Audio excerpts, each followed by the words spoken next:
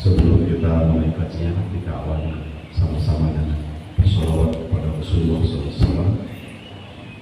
Semoga bertambah mahabbah kita, kecintaan kita kepada Rasulullah SAW. Sallallahu ala Muhammad, sallallahu alaihi wasallam, sallallahu ala Muhammad, sallallahu alaihi wasallam. Ya Nabi salam alaika, ya Rasul salam alaika, ya Habib salam alaika, salawatullah alaika. Ya Habibi ya Muhammad, ya arusal khafiqaini, ya muayyad ya mumajjad, ya imam al-qiblataini. Sallallahu ala Muhammad, sallallahu alaihi wasallam, sallallahu ala Muhammad, sallallahu alaihi wasallam. Anta syamsun, anta badrun, anta nurun fawqa nuri. Anta syamsun, anta badrun, anta nurun fawqa nuri. Anta iksir wa ghali, anta misbahus suduri.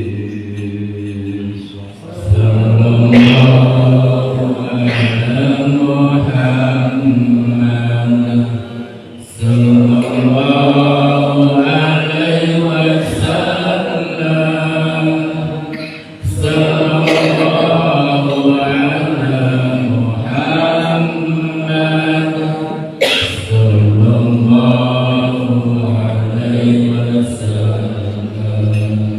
Assalamu alayka ya Rasulullah. Salam rindu untukmu ya Rasulullah. Assalamu alayka ya Sayyidi ya Habiballah. Terima kami menjadi umatmu ya Rasulullah. Assalamu alayka ya Sayyidana wa Habibana wa Syafi'ana wa qurrata a'yunina wa maulana Muhammad wa ala alihi wa sahbihi wa barik wa sallim ajma'in. Ya Allah, sampaikan salawat salam rindu kami kepada kekasihmu Rasulullah Sallallahu Alaihi Wasallam. Ya Allah, sandingkan kami, sandingkan seluruh keluarga kami, sandingkan ayah ibu kami, kelak di akhiratmu bisa bersanding dengan Rasulullah di dalam surga, bisa bersanding dengan orang-orang yang dikasihi. Rabbana taqabbal mahabbatana ila rasulika al-Fatihah.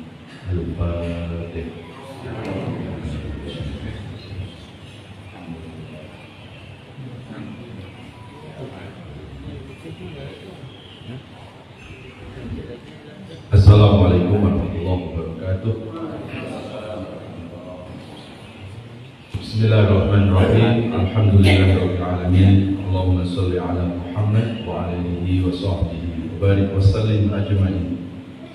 Rabbi zidna ilma wa alhiqna bis sholihin wa tawaffana muslimin. A'udzu bi kalimatillahi tammati min syarri ma khalaq. Bismillahirrahmanirrahim. La yadurru ma'a ismihi syai'un fil ardi wa la fis samaa'i wa huwas samiul alim. Amma ba'd. Jemaah sekalian yang dirahmati Allah, alhamdulillah kita bersyukur kepada Allah, berkat izin dan iradahnya kita masih diberikan nikmat sehat, nikmat panjang umur. Mudah-mudahan bisa kita manfaatkan untuk memperbaiki diri kita, untuk mendekatkan diri kepada Allah Subhanahu wa Ta'ala. Karena semua kenikmatan yang Allah sudah berikan kepada kita kelak pada hari kiamat akan ada bertemu. Summa tus'alunna yawma idzin 'anil na'im. Salawat salam sama-sama kepada panutan Rasulullah Muhammad sallallahu alaihi wasallam. Semoga kita akan masuk umat yang mencintai Nabi dan mudah-mudahan Nabi mencintai kita. Amin ya Rabbal. Baik jemaah sekalian, seperti biasanya kajian kita adalah tadabbur Al-Quran, yaitu renungan-renungan di bawah naungan ayat-ayat suci Al-Quran. Kali ini kita akan mengangkat satu tema, yaitu ke surga bersama Rasulullah Sallallahu Alaihi Wasallam. Untuk mengawali kajian ini, saya akan buka dengan salah satu hadis Rasulullah Sallallahu Alaihi Wasallam. Man ahya sunnati faqad ahabbani, wa man ahabbani kana ma'i fil jannah. Barang siapa yang menghidupkan sunnah-sunnahku, maka sungguh orang itu telah mencintai aku. Dan barang siapa yang mencintai aku, maka kelak di akhirat akan bersanding di surga denganku. Inilah salah satu hadis yang memberikan nasihat kepada kita. Kalau kita mau masuk surga bersama Rasulullah SAW, kuncinya kita harus mahabbah. Kita harus ada kecintaan kepada Rasulullah SAW. Dan untuk membuktikan kita mencintai Rasulullah tidak cukup hanya dengan pengakuan, tetapi bukti bahwa kita cinta dengan Rasulullah adalah ahya sunnahnya, yaitu menghidupkan sunnah-sunnah Rasulullah Sallallahu Alaihi Wasallam. Salah satu di antara sunnah adalah kita memakmurkan masjid, kita memakmurkan rumah Allah. Jadi kalau ada orang mengaku cinta Nabi, tapi kok nggak kerasa di masjid, kok hatinya jauh dari masjid, berarti sesungguhnya belum mencintai Nabi. Ya. Kalau kita buka dalam beberapa riwayat-riwayat hadis, salah satu tempat yang paling dicintai oleh Rasulullah adalah masjid. Bahkan di saat Rasulullah Shallallahu Alaihi Wasallam menjelang wafatnya, Rasulullah itu kepengen dipapah, dibawa ke masjid. Padahal saat itu Rasulullah sudah dalam keadaan sakit yang lumayan berat, sehingga beberapa sahabat Rasulullah merampah Rasulullah supaya Rasulullah itu bisa dibawa ke dalam masjid. Dan tidak lama setelah itu Rasulullah dipanggil oleh Allah, Rasulullah diwafatkan oleh Allah Subhanahu wa Ta'ala. Maka di dalam hadis Rasulullah Shallallahu Alaihi Wasallam bersabda, "Fa'idha ra'aytumur rajula ilal masajid fastashhidu bidiman." Kalau ada orang yang senang memakmurkan masjid, maka saksikan bahwa dia adalah orang yang beriman. Lalu bagaimana dengan orang-orang yang mengaku beriman tapi gak senang ke masjid? Dan yang lebih kita sedihkan, sesekali ke masjid, disolatinnya di masjid. Alhamdulillah, summa na'udzubillah. Jadi salah satu cara agar kita dicintai oleh Rasulullah adalah kita menjalankan sunnah dari Rasulullah Shallallahu Alaihi Wasallam. Jamaah sekalian yang dirahmati Allah. Kemudian kalau kita mencintai Rasulullah, kita harus mengenal Rasul juga. Tentunya mengenal Rasulullah tidak perlu kita harus ketemu fisik, tetapi mengenal Rasulullah kita bisa melalui akhlaknya, melalui sifat-sifatnya. Karena kalau kita mengenal Rasulullah melalui sifat-sifat Rasulullah Shallallahu Alaihi Wasallam, maka sesungguhnya kita telah mencintainya. Inilah yang dijelaskan oleh Allah di dalam Al-Quran. Qul in kuntum tuhibbunallaha fattabi'uni yuhbibkumullah wa yaghfir lakum dzunubakum wallahu ghafurur rahim. Itu ada di surat Ali Imran, surat ketiga ayat 30. Jadi kalau kita betul-betul mencintai Allah, maka cintai Rasulullah SAW.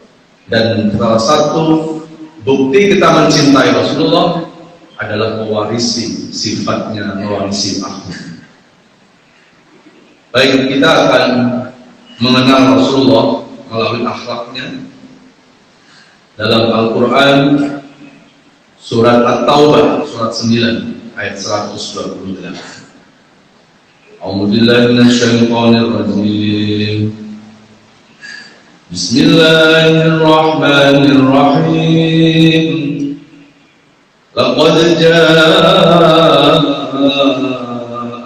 rasulun min anfusikum azizun 'alaihi ma 'anittum harisun 'alaikum bil mu'minina raufur rahim. Subhanallah.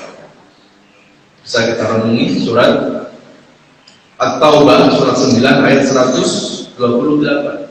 Coba kita lihat. Kita akan bahas surat ayat ini. Laqad ja'akum rasul, sungguh telah datang seorang rasul. Yang dimaksud rasul di sini adalah Nabi kita Muhammad sallallahu alaihi wasallam. Jadi yang menginformasikan secara khusus, secara langsung atas datangnya Rasulullah itu langsung Allah Subhanahu wa Ta'ala. Ini menunjukkan bahwa dengan dihadirkannya Rasulullah Sallallahu Alaihi Wasallam ini merupakan nikmat terbesar dalam kehidupan manusia.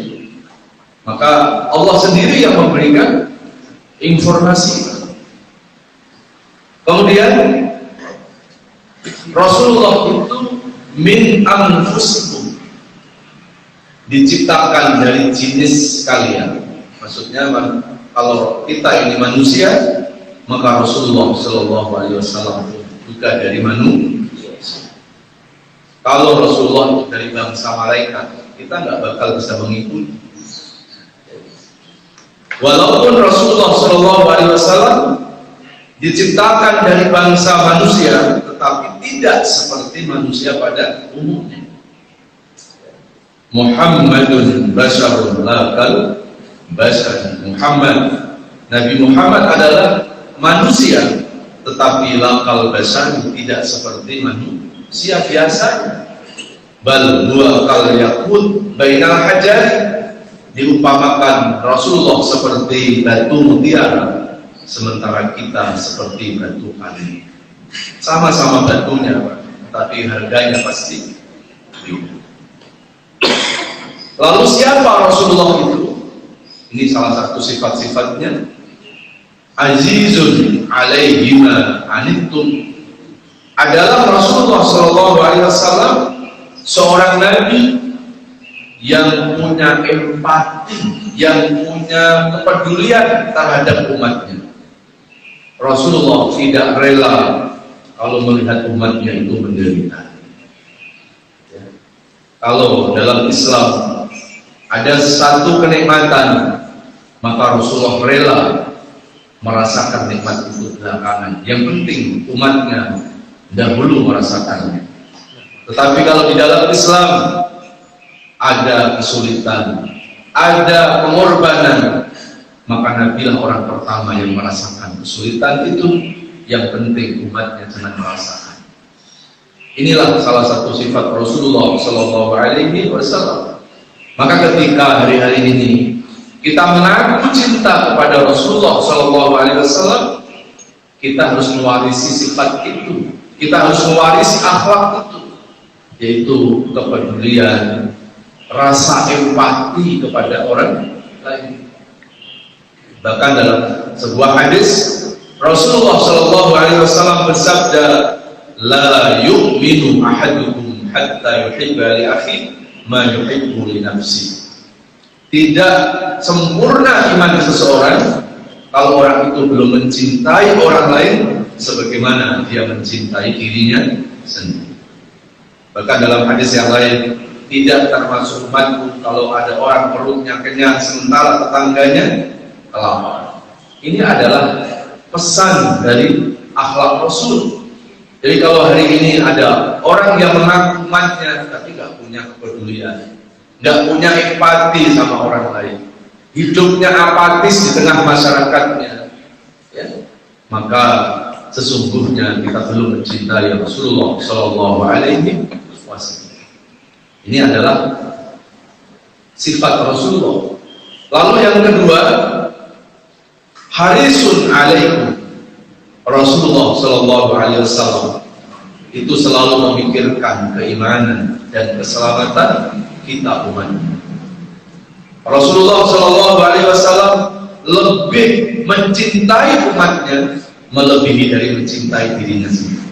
Bahkan kecintaan kepada kita umatnya melebihi dari mencintai keluarganya. Coba lihat saat Rasulullah SAW detik-detik mau wafat, detik-detik mau meninggal dunia, siapa yang dipanggil oleh Rasul? Bukan keluarganya. Padahal menurut riwayat saat itu Rasulullah ada dalam pangkuan istri tercintanya Ibunda Aisyah. Kenapa tidak Aisyah yang dipanggil? Padahal sebelahnya Rasulullah, di situ ada putri kesayangannya Fatimah. Kenapa bukan Fatimah yang dipanggil oleh Rasul? Ini bukti Rasulullah mencintai umatnya melebihi dari mencintai diri dan keluarga.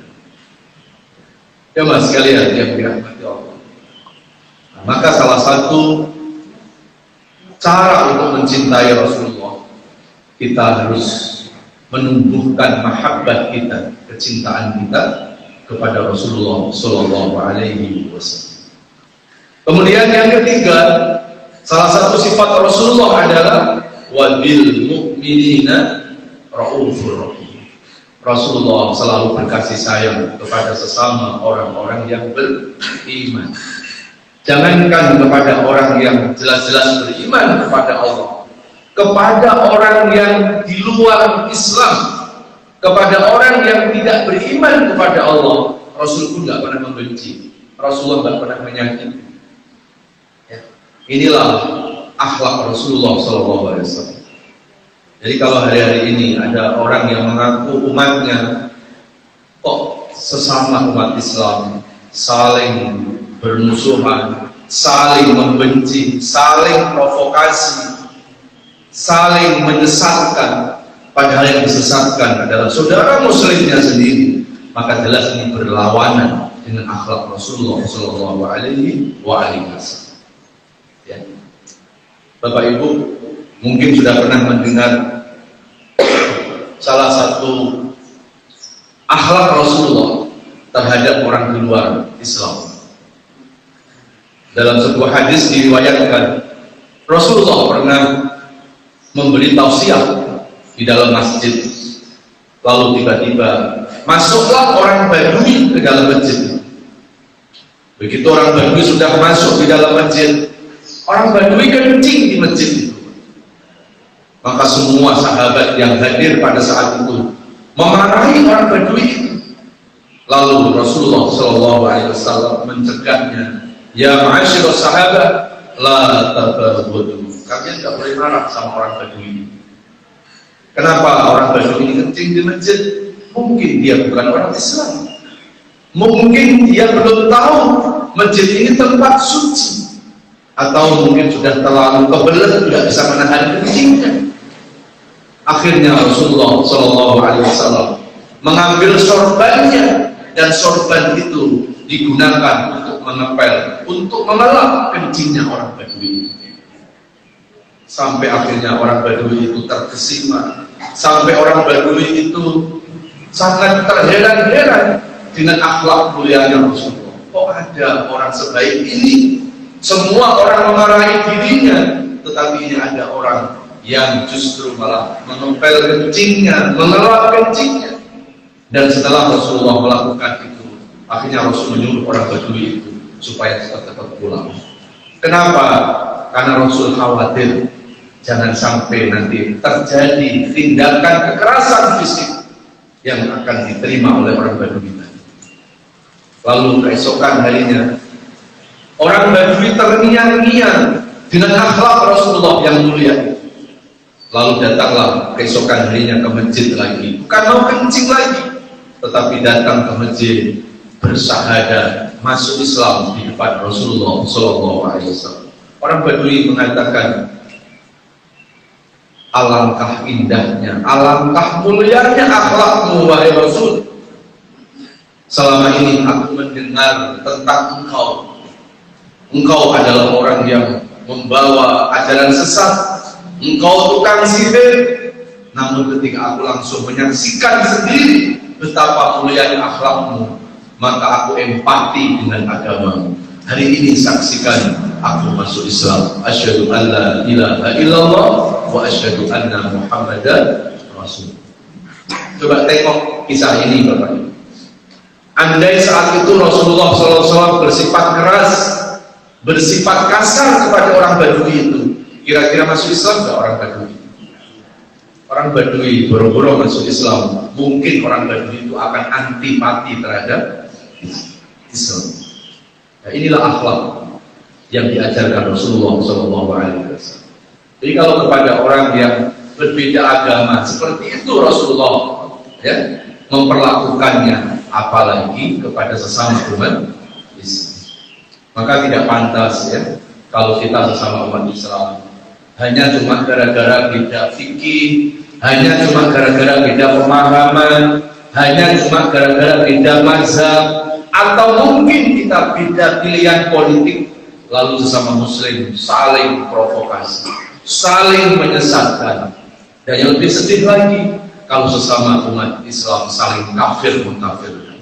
Padahal dulu Rasulullah di Mekah mengislamkan yang kafir. Masa yang hari ini mengaku umatnya malah mengkafir-kafirkan yang sudah Islam. Ya. Nanti di akhirat Bapak Ibu, kita akan bertemu dengan Rasulullah. Dan saat kita ketemu sama Rasulullah di akhirat, kita akan berkata apa kira-kira? Apakah kita akan mengatakan, ya Rasulullah, aku ini umatmu, sementara dulu kita nggak mewarisi akhlaknya? Kalau akhirnya Rasul tidak mengakui kita sebagai umatnya, maka ada kira-kira kita akan mengikuti umat siapa? Ya. Jadi jangan kita selalu pede dengan istilah-istilah saya mengikuti sunnah. Banyak orang bicara sunnah, senyum aja susah. Banyak orang bicara kita harus mengikuti akhlak Nabi, tetapi sesungguhnya kita justru berlawanan dengan akhlak Rasulullah Shallallahu Alaihi Wasallam. Maka Rasulullah SAW mengingatkan kita, irhamu man fil ardi yarhamkum man fis sama. Sayangi yang di bumi, nanti yang di langit akan sayang kepada kita. Ya. Maka kenapa kita dianjurkan untuk sering-sering bersilaturahim? Tujuan silaturahim itu bukan hanya ketemu fisik.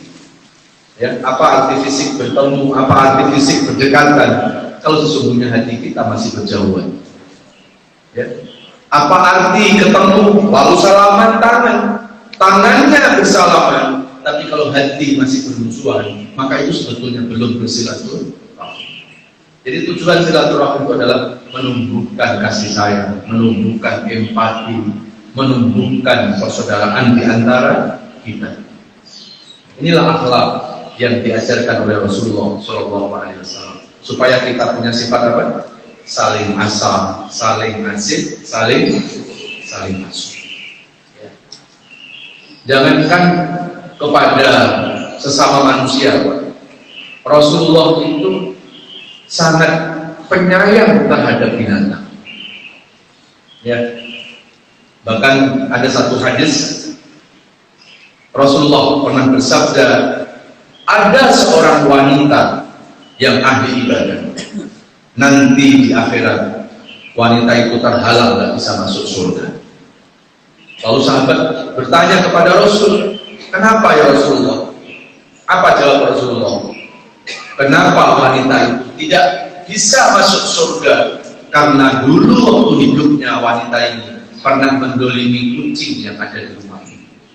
Menyakiti binatang saja terhalang, tidak bisa masuk surga. Lalu bagaimana kalau kita menyakiti sesama manusia? Ya. Pernah pada suatu saat Rasulullah itu tidur di dalam rumahnya, lalu tiba-tiba datang kucing mendatangi Rasulullah. Saat itu Rasulullah sudah dalam keadaan tidur, maka kucing itu tidur di lengan baju Rasulullah Shallallahu Alaihi Wasallam. Maka begitu Rasulullah bangun, Rasulullah lihat kucing yang tidur di lengan bajunya, Rasul nggak berani menggerakkan tangannya itu, karena Rasul khawatir akan mengganggu tidurnya kucing. Ya, Rasulullah diam sambil Rasulullah berpikir gimana caranya supaya kucing nggak bangun dari tidurnya. Akhirnya Rasulullah minta diambilkan gunting, kalau suka digunting lengan baju Rasulullah, dilepaslah kancing lengan baju Rasulullah, ditariklah tangan Rasulullah dari potongan lengan baju itu, sehingga Rasulullah bangun. Rasulullah berdiri, kucing pun tidak terbangun dari tidurnya. Jadi inilah salah satu akhlak yang dicontohkan oleh Rasulullah Shallallahu Alaihi Wasallam. Ya. Nah, kemudian dalam surat Al-Fat,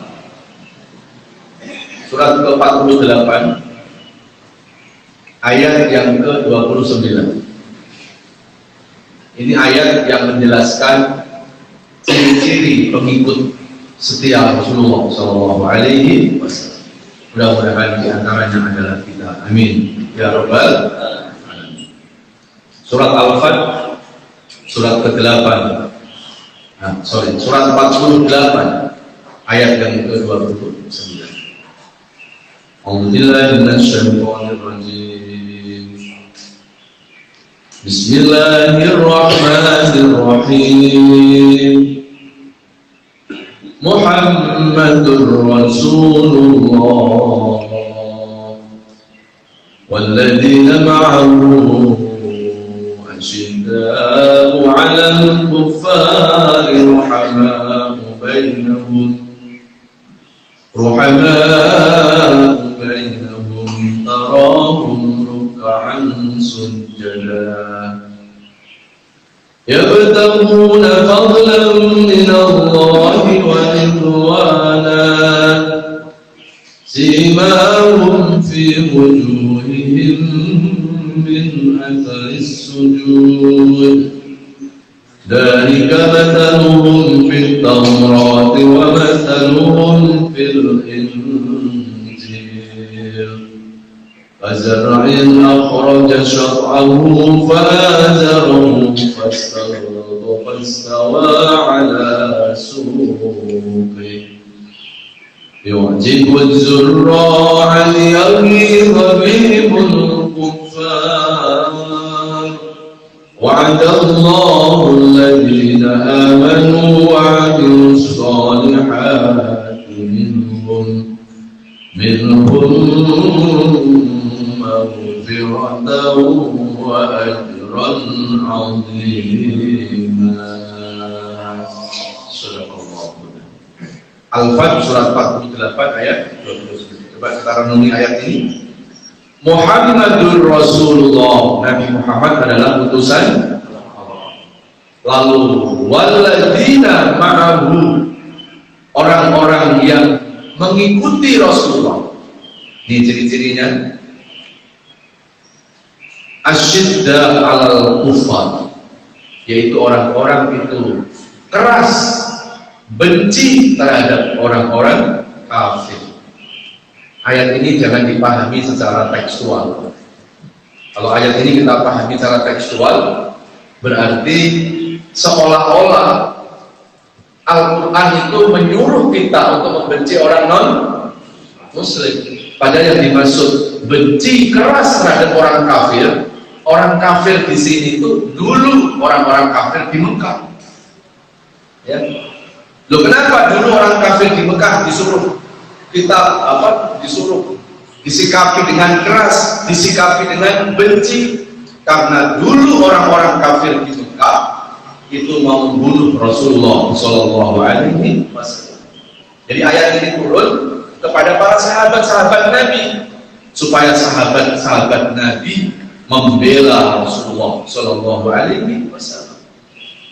Jadi kalau ada orang non-Muslim di sekitar rumah kita, dia nggak membenci Islam, dia nggak menyakiti Islam, dia nggak mengganggu ibadah kita, maka kita nggak boleh mengganggu mereka. Ya. Jadi yang dimaksud keras benci terhadap kafir di sini adalah kafir di Mekah, yaitu namanya kafir apa? Harbi, orang-orang non-Muslim yang betul-betul dia mau membunuh Rasul, mau memerangi Islam. Mosok Nabi mau dibunuh kemudian dibiarkan? Ya nggak boleh. Kita harus tegas, kita harus keras terhadap sikap orang kafir pada saat itu. Ya, maka kalau kita dengar bahasa kafir itu ada tiga, ada kafir harbi, ada kafir zimmi, ada kafir al-mu'ahad. Jadi ada orang non-Muslim yang memang dia memerangi Islam. Itulah yang dulu diperintahkan oleh Rasulullah supaya mereka juga diperangi. Kenapa? Karena mereka memerangi orang Islam. Tapi kalau ada orang non-Muslim yang dia bisa hidup berdampingan dengan orang Islam, nggak boleh kita membenci mereka. Itu disebut kafir apa? Zimmi. Ya, kafir zimmi itu adalah orang kafir di Madinah, beda dengan kafir di Mekah. Maka ketika Rasulullah masuk di Madinah, Rasulullah langsung membuat statement, man ada kafirun zimian faqad azan. Barang siapa yang menyakiti kafir zimmi sama dengan menyakiti aku, kata Rasul. Ya. Kemudian yang kedua, ciri pengikut Rasulullah adalah ruhama'u bainahum, berbelas kasihan terhadap sesama orang yang beriman. Ya, tidak boleh sesama orang beriman saling bermusuh-musuhan. Ya, Allah ingatkan di surat Ali Imran ayat 103, wa'tasimu bihablillahi jami'a wala tafarraqu. Berpegang teguhlah dengan agama Allah dan jangan saling bermusuh-musuhan. Ya. Kalau umat Islam sudah saling bermusuh-musuhan, apa kata Rasulullah? Idza taraqat ummati fantabiris sa'a. Kalau umatku sudah bercerai-berai, kalau umatku sudah bermusuh-musuhan, maka tunggulah masa kehancuran. Jadi hancurnya umat Islam itu bukan karena faktor eksternal, Pak. Tapi hancurnya umat Islam itu disebabkan karena faktor internal. Musuh yang dihadapi umat Islam sekarang ini bukan hanya musuh eksternal, ada musuh internal. Apa musuh internal itu? Yaitu perpecahan antar umat Islam. Dan hari-hari ini sudah mulai terjadi. Hanya cuma karena beda fikih, beda pemahaman saja, satu masjid kayak nggak kenal. Ya. Hanya gara-gara beda pilihan politik, sesama umat Islam saling provokasi. Dan ini sudah mulai terjadi. Kalau sampai umat Islam itu berpecah belah seperti itu, maka kata Nabi, tunggulah masa kehancuran umat Islam. Bapak Ibu mungkin masih ingat ya, dulu sejarah Islam di Andalusia, ya di daerah Spanyol, yang ada daerah namanya Andalusia, yang dulu itu mayoritas umat Islam. Hari ini tinggal berapa persen Islam? Ya, kurang dari 1%. Lalu apa penyebabnya? Penyebabnya pada saat itu umat Islam tidak bisa merawat persaudaraan. Padahal Islam di Andalusia itu pernah jaya selama 700 tahun. Bahkan kalau sekarang kita datang ke Andalusia, di gang-gang nama jalan itu pakai nama para sahabat Rasul. Di antaranya adalah sahabat Tariq bin Ziyad. Itu yang membawa Islam ke Andalusia. Dan sekarang kalau datang ke sana, banyak kenangan-kenangan sejarah Islam di sana. Ya. Karena saat itu umat Islam tidak bisa merawat persaudaraan, maka masuklah tentara Salibis saat itu. Lalu kemudian umat Islam diusir dari Andalusia. Kalau nggak mau pergi dari Andalusia, mereka bunuh dan mereka murtadkan. Dan hari ini bisa nggak Islam bangkit lagi di sana? Nggak bisa. Kenapa? Kok saat itu umat Islam lemah? Karena saat itu umat Islam tidak bersatu. Sudah terjadi perang saudara. Sudah terjadi umat Islam itu saling bermusuh-musuhan. Itu di Andalusia. Lalu kita masih ingat Islam di Manila. Dulu Manila itu mayoritas Islam. Maka Manila itu dulu dipimpin sama kesultanan. Tidak mungkin dipimpin sama seorang sultan kalau nggak mayoritas Islam. Dan konon salah satu sultan di Manila itu adalah dari kita, dari Melayu. Hari ini tinggal berapa persen Islam di Manila? Hanya tinggal 10-15%. Apa penyebabnya? Nggak jauh-jauh. Penyebabnya karena umat Islam tidak bisa merawat persaudaraan. Terjadi konflik internal, ya. Dan akhirnya umat Islam lemah, dan akhirnya umat Islam tidak bisa bangkit lagi di Manila sampai sekarang ini. Ini kan harusnya menjadi catatan kita, ya. Kita jangan mengatakan, itu kan Manila, itu kan Andalusia, Pak Ustaz. Ini kan Indonesia, beda. Indonesia kan mayoritas Islam. Ya. Siapa yang jamin Pak bahwa Islam nggak hilang dari Indonesia? Ya. Kalau Islam itu nggak hilang dari dunia, ya. Al-Islam ya'lu wa la yu'la alaih. Islam adalah agama yang luhur dan akan selalu dijaga oleh Allah. Jadi kalau Islam nggak hilang dari dunia, pasti Pak. Karena Allah yang menjaga Islam. Tapi ada jaminan nggak bahwa Islam nggak hilang dari Indonesia? Nggak ada jaminan. Kalau umat Islam di Indonesia sering terjadi konflik, ya, terjadi saling provokasi, ya, boleh jadi Pak. Apa yang terjadi di Manila itu pun juga akan terjadi di negeri kita. Maka PR umat Islam sekarang ini adalah mempertajam persamaan, bukan mempertajam perbedaan. Itu kuncinya. Jadi jangan kita selalu meneriakkan, yuk kita bangun persaudaraan. Gimana kita bisa membangun persaudaraan kalau hari-hari yang kita angkat selalu perbedaan? Ya. Padahal kan harusnya yang dilihat apa Pak? Persamaan. Kalau kita sama umat Islam, gak usah ada perbedaannya, lihatlah persamaannya. Apa persamaannya? Mereka Islam, kita Islam.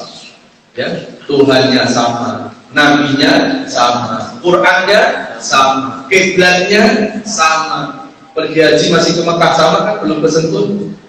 Ini hanya cuma gara-gara beda fikih, beda politik Pak. Pantas gak umat Islam itu kemudian saling terjadi permusuhan, saling terjadi konflik internal. Ya. Ya mas sekalian, kalau kepada orang non muslim nggak usah lihat perbedaannya juga Pak. Lihatlah dia manusia, kita manusia. Kalau kita disakiti kita nggak mau, kita pun nggak boleh menyakiti. Ya, inilah warisan akhlak yang diwariskan Rasulullah Shallallahu Alaihi Wasallam kepada kita. Ya mas sekalian yang dirahmati Allah.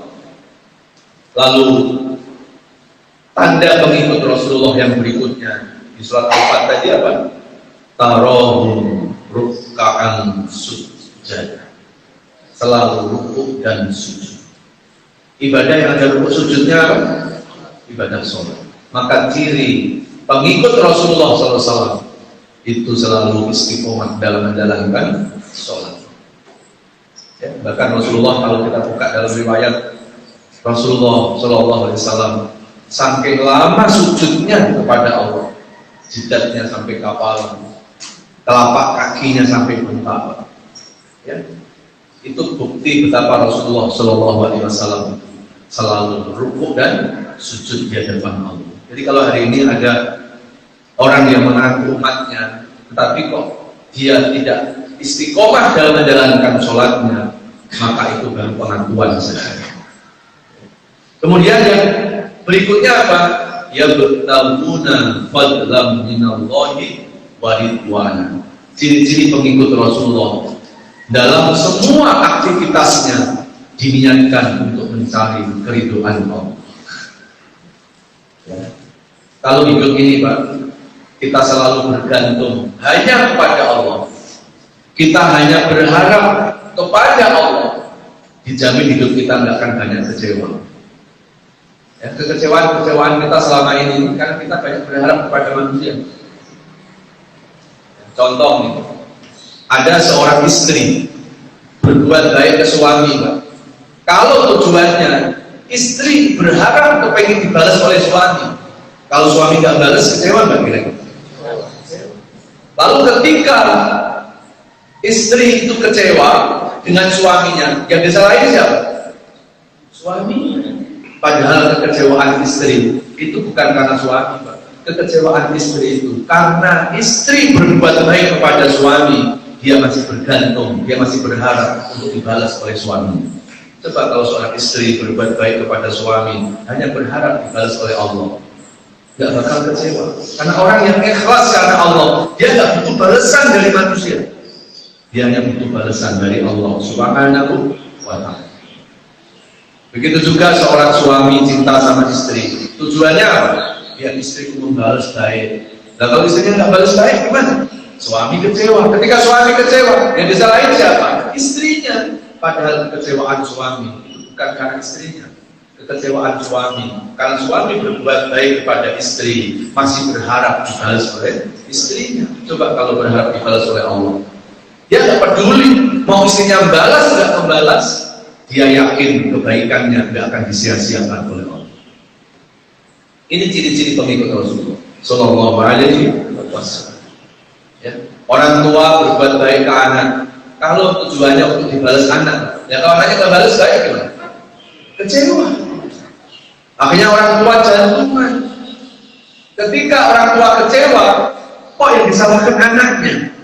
Padahal kekecewaan itu bukan dari anak. Kekecewaan itu karena orang tua berbuat baik ke anak, belum sepenuhnya ikhlas karena Allah. Kalau ikhlas karena Allah, Pak, nggak menuntut balasan dari anak. Karena dia yakin anak itu amanah Allah. Ketika orang tua itu mengurus anak, merawat anak dengan baik, nggak mungkin Allah itu nggak membalas. Tapi hari ini berapa banyak orang tua kecewa dengan anak, sampai papi-papi harus jantungan gara-gara apa? Anaknya. Ya, kemudian yang disalahkan anaknya, padahal kekecewaan orang tua kepada anak itu karena orang tua belum sepenuhnya ikhlas karena Allah. Ya, masih banyak berharap untuk dibalas oleh manusia. Itu yang mendatangkan kenapa sering kecewa. Ya.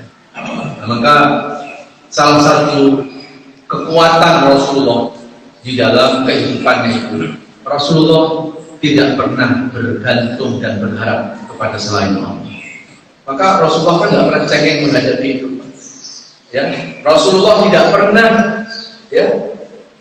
putus asa dalam menghadapi itu. Kenapa? Karena apa yang dikerjakan oleh Rasulullah itu selalu berharap biar Allah yang membalasnya. Ya, maka ketika hari-hari ini kita terjadi kekecewaan, itu bukan karena orang lain yang mengecewakan kita. Kita yang kadang-kadang belum sepenuhnya bergantung dan berharap balasannya dari Allah Subhanahu wa Ta'ala.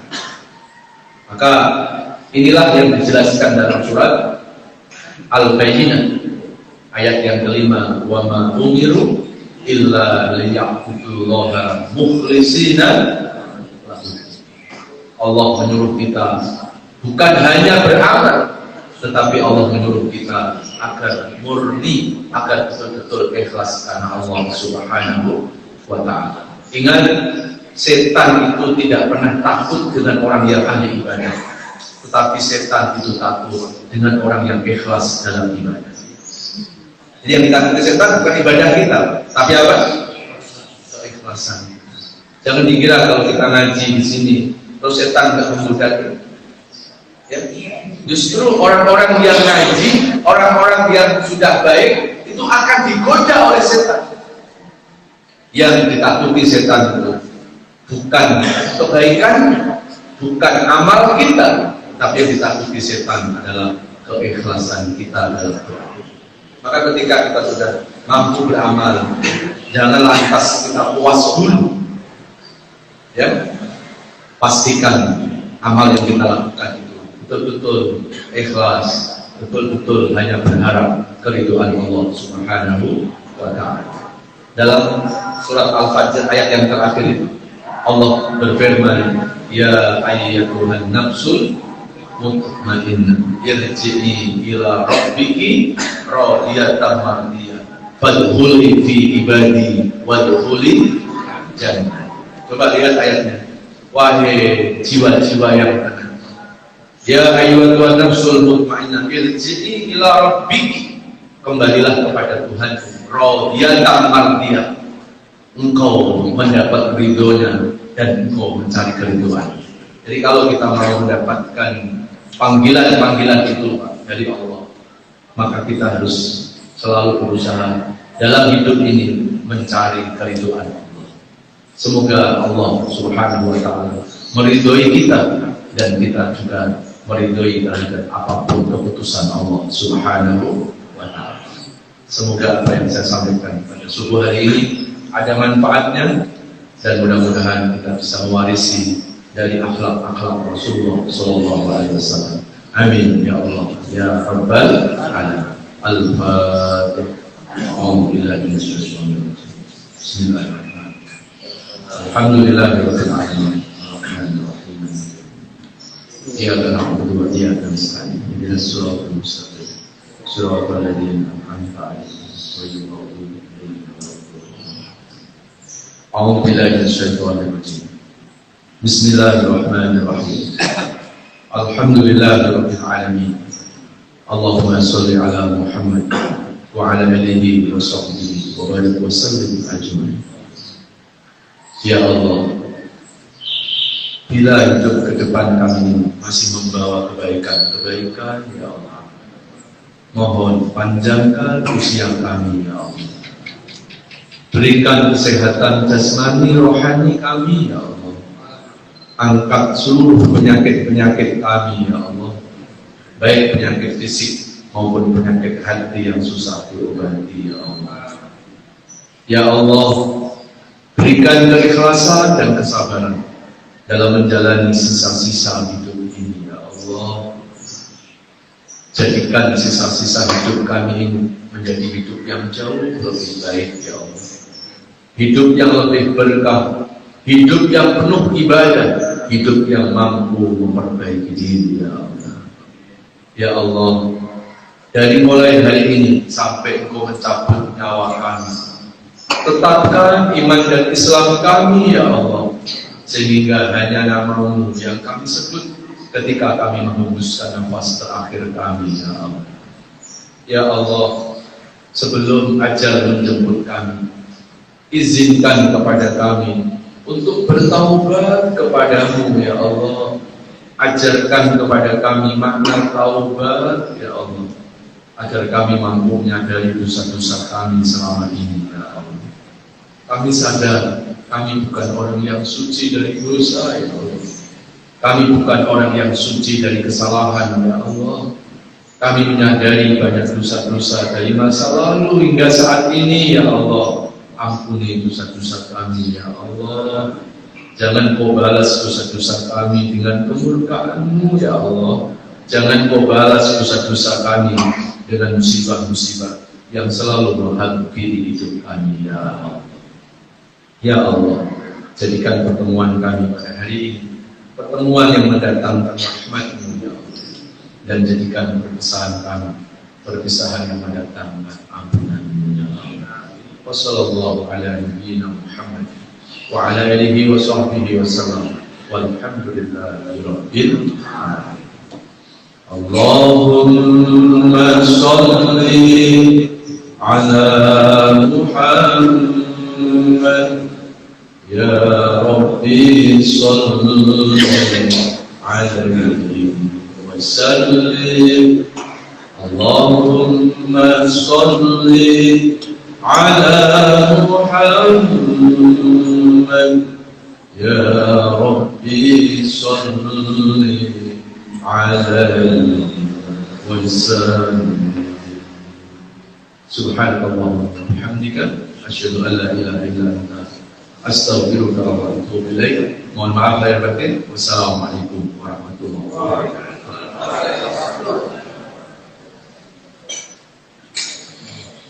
Alhamdulillah, saya kembali berarti kepada Ustaz Abdul yang telah menyampaikan pelajarannya pada pagi hari ini terkait masalah masuk surga bersama Rasulullah Sallallahu Alaihi Wasallam. Apa disampaikan mengingatkan kita pada firman Allah, A'udzubillahi minasyaitonir rajim, innamal mu'minuna ikhwatun faslihu baina akhawaykum wattaqullaha la'allakum turhamun. Sesungguhnya orang-orang mukmin itu bersaudara. Karena itu damaikanlah antara dua saudara yang berselisih dan bertakwalah kepada Allah agar kamu semua mendapatkan rahmat. Amin ya rabbal alamin. Bapak dan Ibu rahmat Allah, sebelum saya lupa ada mohon maaf untuk kali ini dia ada jawab ya Pak bagi ada pengumuman bahwa pengurus mohon tidak meninggalkan tempat karena ada kegiatan saja. Terima kasih. Dan banyak kali kita pada pagi ini sama-sama kita dan alhamdulillah dan doa kepada Tuhan. Alhamdulillah rabbil alamin. Subhanakallahumma wa bihamdika asyhadu an la ilaha illa anta astaghfiruka wa atubu ilaik. Wa billahi taufiq wal hidayah. Assalamualaikum warahmatullahi wabarakatuh.